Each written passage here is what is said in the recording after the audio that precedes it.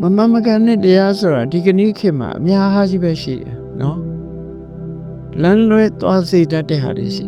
ဟိုကလောကမှာဖះဆိုတာတဆူတည်းရှိတယ်လို့ပြောကြဖះဟာကောင်းကင်ဘုံမှာတို့မှန်ကန်မှုမရှိတဲ့အကြောင်းအရာတွေနဲ့ဟောပြောပြီးမှန်ကန်မှုမရှိတဲ့လမ်းကြောင်းတွေကိုပြောဟောနေတာမှန်တယ်ဗျအတ္တဓမ္မပဲတို့နော်လေကြောင်းသွေးနဲ့ရေပူဆိုလို့ရှိရင်ကောင်းရသူဂတိဘုံရောက်တယ်ဘုရားသခင်ကိုတားလိုက်လို့ရှိရင်လည်းပဲကောင်းရသူဂတိဘုံရောက်တယ်စသဖြင့်မမကန်တဲ့တရားတွေကိုကြားရမှာဖြစ်တယ်ဟောမကန်တဲ့ဒီအဆိုအမိတ်တွေပြောဆိုတွေကိုနားထောင်ရတာဖြစ်တယ်အဲ့ဒါဒီပေါ်မှာမကန်မှုတွေကြားပြီးတော့မကန်မှုတွေနားထောင်နေရတယ်မမှန်ကန်တဲ့ပုဂ္ဂိုလ်နဲ့ပေါင်းသင်းလိုက်လို့မကန်တဲ့အဆုံးအမစကားတွေလမ်းကြောင်းတွေပြောလိုက်တာ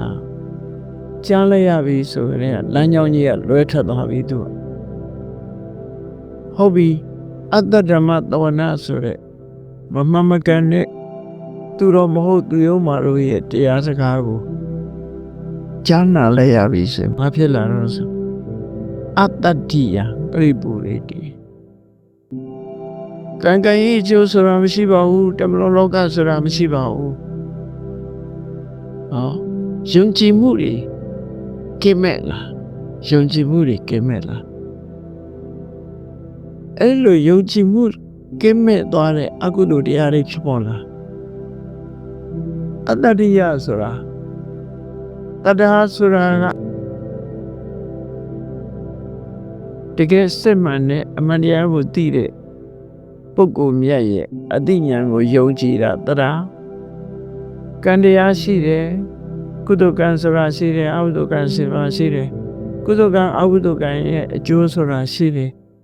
လောကလူတွေဟာကံတရားအားလျော်စွာဖြစ်ကြတာဖြစ်တယ်ဆိုဒီမှန်ကန်တဲ့ယုံကြည်ချက်ကင်းမဲ့သွားပြီးတော့ယုံကြည်ချက်ကင်းမဲ့တဲ့ပုဂ္ဂိုလ်ဘဝမျိုးကိုရောက်သွားတယ်ဟောလမ်းကြောင်းကတစ်ခုပြီးတစ်ခုလွဲသွားတာနော်သူတော်ကောင်းမဟုတ်တဲ့ပုဂ္ဂိုလ်နဲ့ပေါင်းသင်းလိုက်တာနဲ့တပြိုင်တည်းမသူတော်တရားနာရပြီမသူတော်တရားနာလဲရတာနဲ့တပြိုင်တည်းယုံကြည်မှုတွေပျက်စီးသွားယုံကြည်မှုတွေပျက်စီးသွားယုံကြည်မှုတွေပျက်စီးသွားတဲ့အခါဘာဖြစ်တော့ဆိုမကန်နှလုံးသွင်းနာတယ်စိတ်ထဲမှာမှတ်ယူထားတယ်မဟုတ်တာတွေမှတ်ယူထားတယ်တော်ဆိုတာလူချွတ်မှကြွတာနော်ကြောကိုမိုးကိုကြောပေးတဲ့တော်ဘုရားသခင်ကဖန်ဆင်းပေးတာငါတို့စားဖို့ဖန်ဆင်းပေးတာစားကိစ္စမရှိဘူးဆိုရအတွေးမျိုးတွေကစနော်မကန်တဲ့စကားဆိုတာတော်တကောင်ကိုကြောင့်ခိုင်းပြီးလို့ခြေတော့ကျိုးသွားတယ်ပါတယ်ဆိုဟဲ့ဝတ်ပါလိမ့်မယ်အသေးသတ်လိုက်စမ်းဒါလည်းမကန်တဲ့အရာအသေးသတ်တာတော့ဝတ်မပါဘူးကြာနေတာပဲသူကျိုးနေတာလည်းဝတ်ပါတယ်ထင်တယ်အဲ့ကြတော့အသက်ခံရတာလည်းဝတ်ပဲလေဝိုးဆိုးသွားတယ်ပေါ့အဲ့လိုမကန်တဲ့အပြောဆိုတွေကိုနားထောင်ရရင်မကန်တဲ့လွယ်တွေလုံးမိကုန်တတ်တယ်ပေါ့ဟုတ်မို့အဲ့တော့ဗုဒ္ဓဘာသာတွေထဲမှာကိုတမျိုးကရှိနေတတ်တယ်နော်ရှိနေတတ်တယ်ဒီစီဝါရှာတာပဲ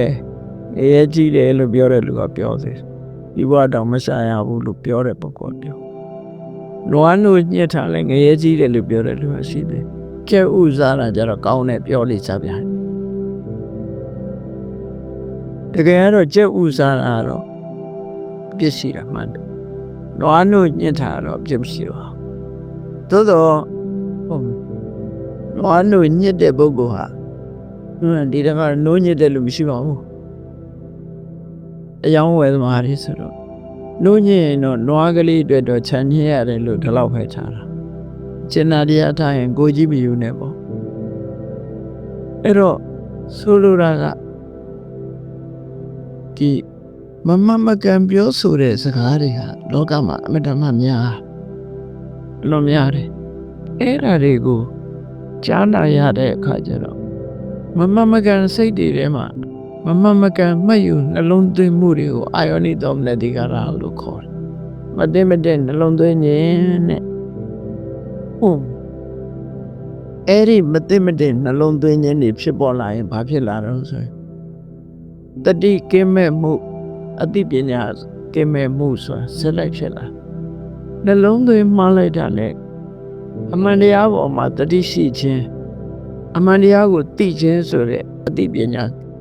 ကင်းမဲ့သွားခြင်းဆိုဒီနှစ်ခုလားတတိကင်းတာနဲ့ပညာလည်းကင်းသွားတာပဲဒီနှစ်ခုကဖြစ်ပေါ်လာအဲ့တော့